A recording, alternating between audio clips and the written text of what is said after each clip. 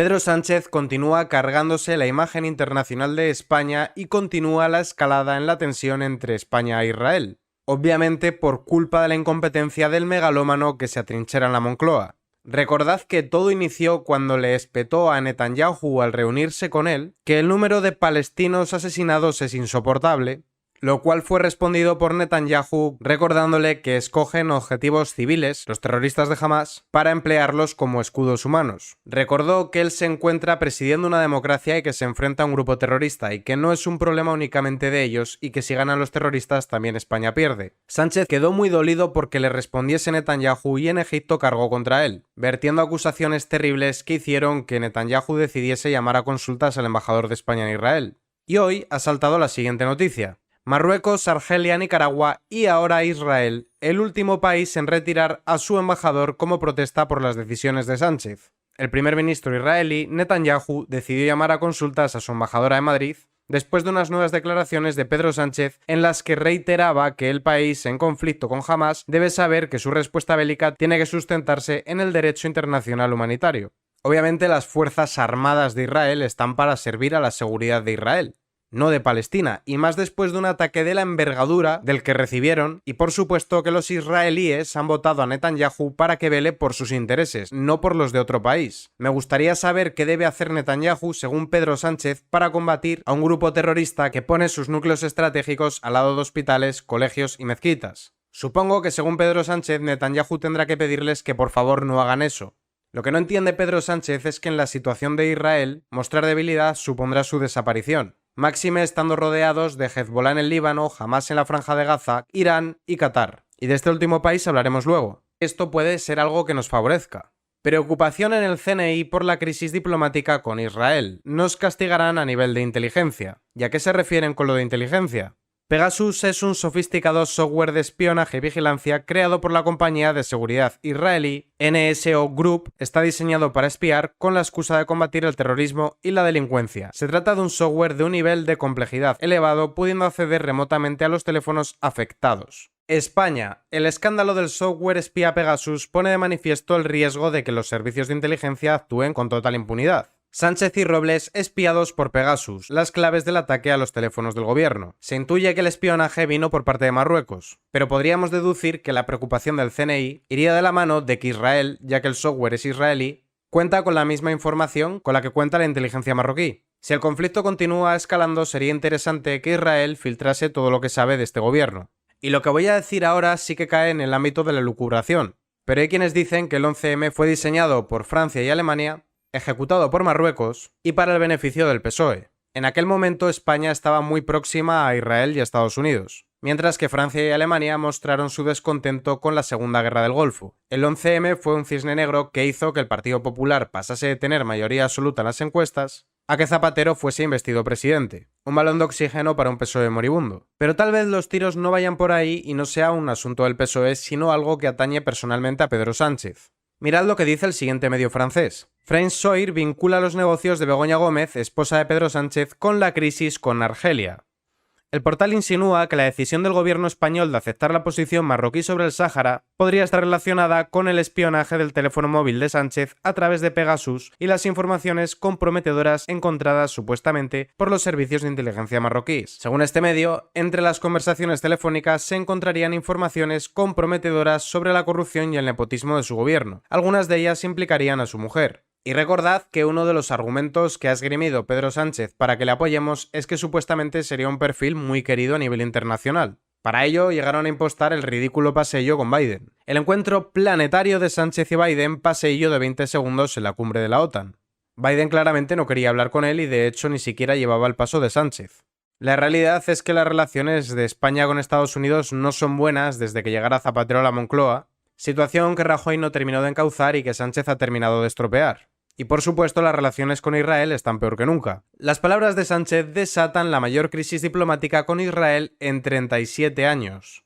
La decisión de llamar a consultas supone elevar el tono en el choque entre los dos gobiernos tras la gira que llevó a cabo Sánchez la semana pasada, en las que el presidente español abrió la puerta al reconocimiento unilateral del Estado palestino al margen de la Unión Europea. Decisión absolutamente innecesaria y más saliéndose de los mecanismos que se estaban llevando hasta ahora. cuando la realidad es que él únicamente se debió haber limitado a defender la postura de Europa, ya que supuestamente fue en calidad de líder europeo, no español. Y aunque hubiese ido en calidad de líder español, no tiene por qué meter a España en este berenjenal, que ni nos va ni nos viene. Pero no solo han retirado a la embajadora, es que también los ministros están llamando para ver qué está pasando. Un ministro israelí llama a Sánchez para reprenderle mientras Óscar Puente habla de asesinatos indiscriminados de civiles, que a eso iremos luego. Benny Gantz hablé hoy con el presidente del gobierno español, Sánchez Castejón, puse al día al primer ministro sobre la guerra y los acontecimientos regionales y enfaticé que, por el bien de la seguridad de Israel, la sensación de seguridad de los civiles israelíes y el restablecimiento de la estabilidad regional, el grupo terrorista Hamás debe ser desmantelado en Gaza. Agregué al primer ministro que el Estado de Israel concede gran importancia a evitar en la medida de lo posible víctimas civiles. Hamás, por otro lado, continúa perpetrando horribles crímenes contra la humanidad, como utilizar a niños y mujeres como escudos humanos. Y lo más grave de todo es que cuando Sánchez estuvo en Israel, le mostraron el daño que había causado el grupo terrorista Hamás. Eso hubiese horrorizado a cualquier persona. Sin embargo, quiero que veáis cómo no se le mueve ni un músculo de la cara a la hora de recordar las imágenes que le mostraron. Lo comenta como una anécdota más, como una receta de cocina. Sánchez califica de anécdota haber visionado los cruentos vídeos de las ejecuciones de Hamás en Israel. Cero empatía, egocentrismo puro, uso estratégico de las emociones. Tenemos a un psicópata dirigiendo España. Les cuento una anécdota. En la reunión que tuve con el primer ministro Netanyahu en Israel, tuve que visionar durante 20 minutos atentados y crímenes de Hamás en Israel. Les cuento una anécdota. Lo único que me importa es salir muy guapo, seguir montado en el Falcon.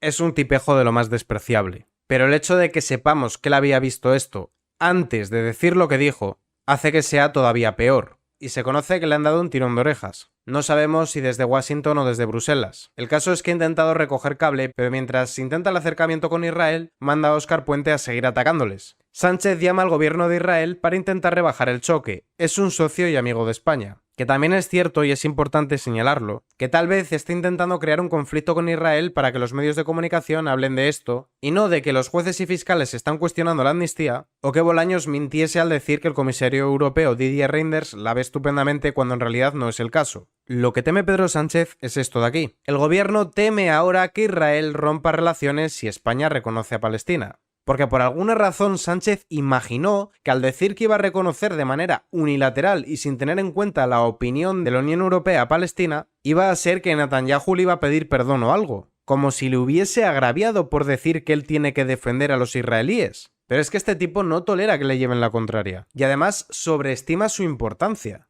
como si Netanyahu no tuviese nada mejor de lo que preocuparse ahora mismo que de Pedro Sánchez. Y el asunto que subyace es que el lobby israelí es muy importante en Estados Unidos, y también en países de nuestro entorno como Alemania, Francia y Marruecos, que por cierto en Estados Unidos están preocupados por la represión que se está viviendo en Ferraz. Los americanos deben seguir lo que está pasando en España. Esto es lo que sucede cuando un partido toma el control dictatorial de un país y se vuelve contra su propio pueblo cuando éste se opone. Terrible represión socialista en España. Expresamos apoyo y respeto a los patriotas españoles, no desistáis. Y ahora lo de Óscar Puente.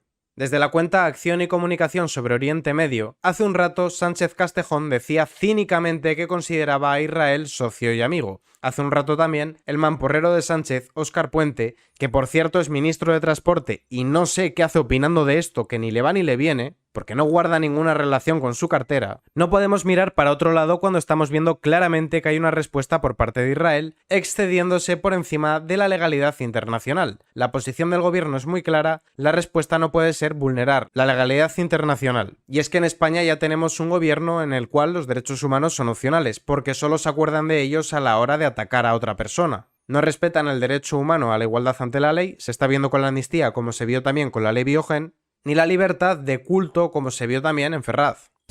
A ver, nosotros como país no podemos darle la espalda a los derechos humanos.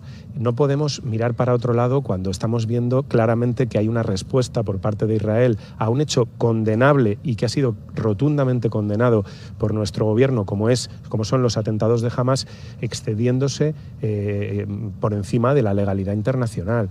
¿Fue condenado o se asumió desde una postura equidistante en la que se equiparaba a un Estado democrático con un grupo terrorista? ¿Qué dijeron Yolanda Díaz, Tessidi, Sira Rego, entre otros, el mismo día en el que Hamás perpetró el atentado? ¿Qué dijeron? ¿O qué dijo Pedro Sánchez en Egipto? Es que nos toman por tontos.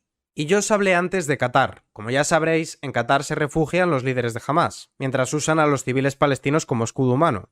Pues Qatar es un país que hace cosas tan simpáticas como esta. Qatar financia el salafismo europeo a través de su embajada en La Haya. Se dedican a financiar el radicalismo en Europa y la construcción de mezquitas radicales. Pero no queda ahí. Qatargate, uno de los mayores casos de corrupción que sacude al Parlamento Europeo. En la última cumbre europea del año, las conversaciones estuvieron marcadas por el escándalo del Qatargate, un caso de presunta corrupción en el Parlamento Europeo. La presidenta de esta entidad, Roberta Metsola, anunció el jueves reformas de gran calado. Algunos indicios comienzan a señalar a Marruecos, además de la presunta implicación de Qatar. Curiosamente, los medios de comunicación no le dieron el seguimiento adecuado a este escabroso presunto caso de corrupción. Pero sigue sin quedar ahí la cosa. Conoceréis el medio Al Jazeera, un medio que en los países occidentales se dedica a propagar el progresismo, el feminismo, la teoría crítica de la raza y la ideología de género, y que además difunde leyenda negra antiespañola. Curiosamente, Al Jazeera en los países islámicos es ultraconservador, no, lo siguiente, progresismo para los occidentales, y Al Jazeera es un medio catarí.